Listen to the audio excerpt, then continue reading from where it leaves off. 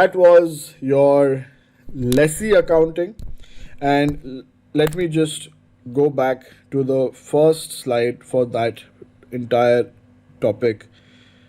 And we have basically covered this part, right?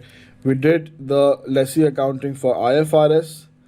The lessee accounting for US GAAP as far as financial lease is concerned is the same as IFRS, but when we talk about operating lease for the US GAAP, here we said that the principal portion is going to equal the amortization portion, and the income statement and cash flow statement impacts are very important, because in income statement it is showing as an operating expense, and in cash flow statement it is also showing as an operating cash flow, so that makes a big difference. Now let us get into the lessor accounting, which is the party giving the assets, right? So lessor accounting, well, the good news is that it is identical for both IFRS and US GAAP. However, it depends whether it is a finance lease or operating lease, so we are going to look at both. Now, if it is a finance lease, and let's say I am the lessor, initially I will have this asset on my books. Let's say I have this equipment on my books and I have it for 100,000. When I lease it out, and if I'm a leasing company, I'm in the business of leasing, I'll try and give it out at a value which is more, right? So the present value, let's say, is 110,000. So naturally I will get rid of this equipment on my books and I will record something called a receivable from my lease, right? And a lease receivable asset equal to the present value of the future lease payments, and let's say that is 110. So this is good for me because I've got a gain now, and my income statement I will record a gain, right, of 10,000. So that's my business. I am in the leasing business, and I will always try to lease out my assets for a higher price than what they are worth, because I'm obviously taking these payments over the course of a number of years. But the amounts will be as such that those lease payments, if I calculate their present values, it will be greater than the value of the asset on my books right now, and I will record again. Usually that is the case what it should be if you are in the leasing business, right? And as I receive those payments, I will reduce my lease receivable and I will be recording revenue in my income statement as I receive those payments, which is obviously different from the gain that I have already recorded.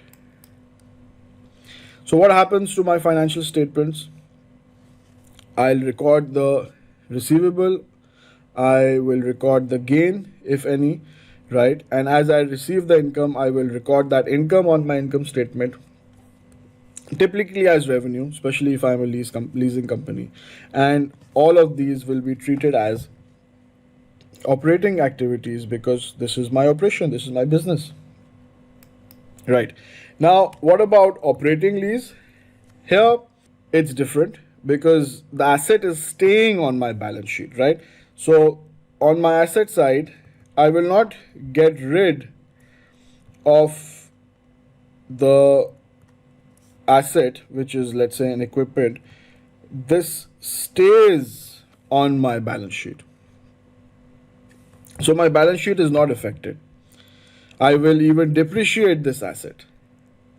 And whatever money I'm getting as the operating lease or the rental that I'm receiving, that will be recognized on my income statement as it is coming in, and in parallel that depreciation of the asset will continue to be recorded on the income statement, and it will be recorded on the balance sheet as well, so that my asset is reported on its carrying value, which is net of depreciation.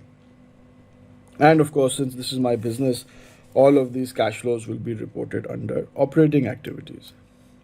Right. So just make sure you understand this very, very clearly. We're going to look at the same example, right, where the present value was 379079, and this time your asset is on your books for 350. So this is very good, because if you are the lessor, right, and you have an asset on your books for 350,000 and you are leasing it out for a present value of 379, so this is fantastic because you're going to have a gain, right? And then what will happen for the rest of your transactions? So let me walk you through all of them. So first of all, the present value of 379 versus the asset value of 350 is different, right? Clearly the present value is much more, and in your financial lease you're going to be replacing the asset on your balance sheet with the present value of the lease, right? In your operating lease you're not going to do that. In your operating lease your asset stays what it is, and you continue to record depreciation of that. So this is obviously a material difference between these two, right? 379 is obviously more than 350. So let's take the finance lease part first, and let me show you what happens. So this 100,000 payment that you get, obviously 37,908 is the interest portion and 62,000 is the principal repayment. And if you take that 62,000 principal repayment and you subtract it from the lease receivable that you have recorded, so now your receivable becomes 316,987. And this is a familiar number because we've already seen it from the lessee's perspective, that this was the lessee's lease liability, but for the lessor it's a receivable, it's a lease receivable asset. This is an asset, and that asset goes down. So as the lease liability for the lessee goes down, the lease receivable asset for the lessor goes down, and it's going down, down, down all the way to zero if it is treated as a finance lease.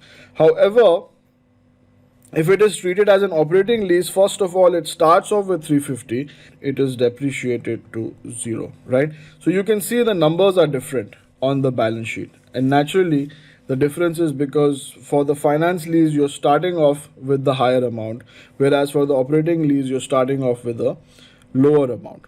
The difference on income statement is also going to be material, because in income statement we will be recording your interest revenue separately, and as far as your operating lease is concerned, the entire thing is going to be recorded as a lease revenue. So your income statement impact is also material.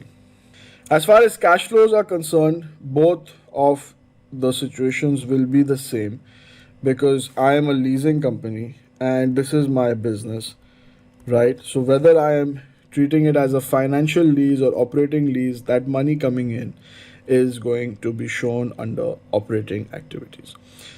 So that is it for lease accounting. We're going to take a break, and then we're going to get into pension accounting and then share-based compensation plans in the next video. So thank you for watching. It was a long one, and take a break, and try and do some questions as well from your end of reading and our question bank when possible, and then let's get into pension accounting as well.